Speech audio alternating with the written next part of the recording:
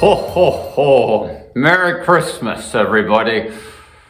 Welcome to another midweek moment. I know some of you are thinking, man, who is that guy? You look kind of ridiculous. Honestly, I've never dressed up in a Santa Claus suit before, but if I pull this down, hey everybody, it's me, Pastor Josh, just talking with you today about a question that I have. I think a really important question, and the question is, how do we talk to our kids about Santa Claus? You know, maybe many of you have celebrated Santa. Maybe you grew up celebrating Santa, the milk and the cookies, and waiting until early the next morning for the presents that are underneath the tree, wondering, how did Santa know exactly what you wanted? Maybe some of you have carried on that tradition with your kids or your grandkids, and some of you have gone and you've taken your kids to go visit a person who's dressed up like me, like Santa. Interestingly enough, my grandpa apparently had a Santa suit and dressed up like Santa. So how do we talk to our kids about Santa? Because some people see it as very innocent. It's playful, it's imaginative, and yet there are other people who see a very dark side to this celebration. In fact, the first congregation that I served in ministry, I had brought somebody in from the congregation dressed up as Santa to talk about the traditions behind Santa, and this lady pulled me aside and said, "Why are you bringing Satan into our church?" I said, "Satan?" She said, "Yeah, you take the word Santa and you rearrange the letters and it spells Satan." And she was dead serious. She believed that Santa was satanic. So how do we talk about Santa with our kids? Is there a redemptive quality in who Santa is? Because I get it. I understand that the last thing that we want to see happen during this Christmas season is to make it all about Santa, when in reality, it's all about Jesus. So how do we use the tradition of Santa to point our kids ultimately to Jesus? I have an idea. It's called St. Nicholas Day. In fact, today, the day that I'm recording this, Tuesday, December 6th, is set aside as St. Nicholas Day. It's a day that we are excited to celebrate each year in our family. Now, if you don't know anything about St. Nicholas, he was a leader in the Christian church at the turn into the 4th century. So the early 4th century, he actually grew up in a very wealthy home, but in a home where his parents loved Jesus.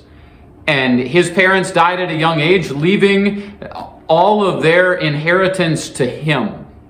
But what he decided to do with that was to use it as an opportunity to be generous, especially to those who were poor, who didn't have a lot. And so he would go around secretly at night and he would give gifts to them. One of the traditions is that there were 3 young women who had dowries that they couldn't pay. And so Nicholas came after hours and he dropped gold coins in their socks, which were hanging over the fireplace.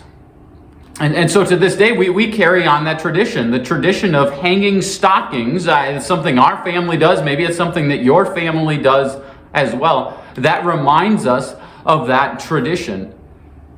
By the way, the colors for Santa Claus, the red and the white, that actually historically goes back to St. Nicholas as well, as he served as the Bishop of Myra, which is in modern day Turkey.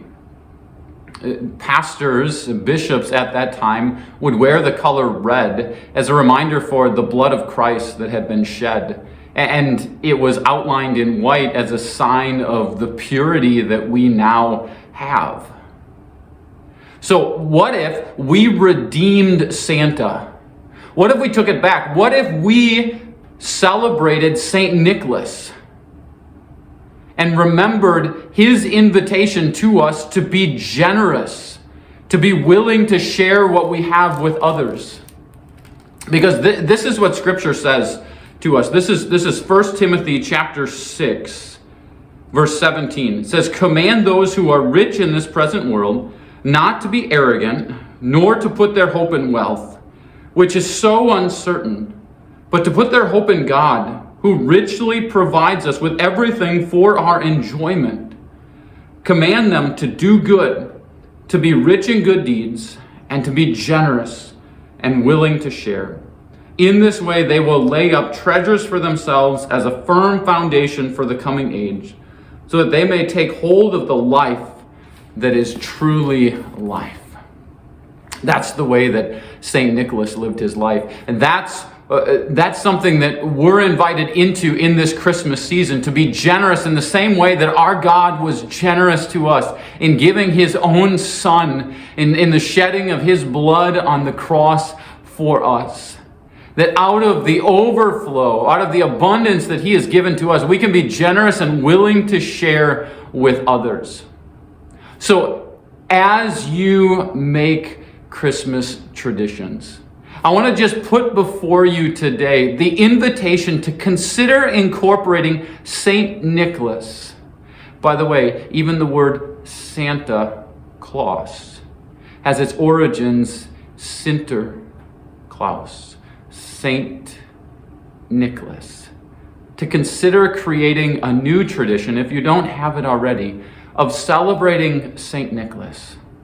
So later today, our family is going to pull out our stockings. We're going to sit down. We're going to watch the VeggieTales version of the story of St. Nicholas.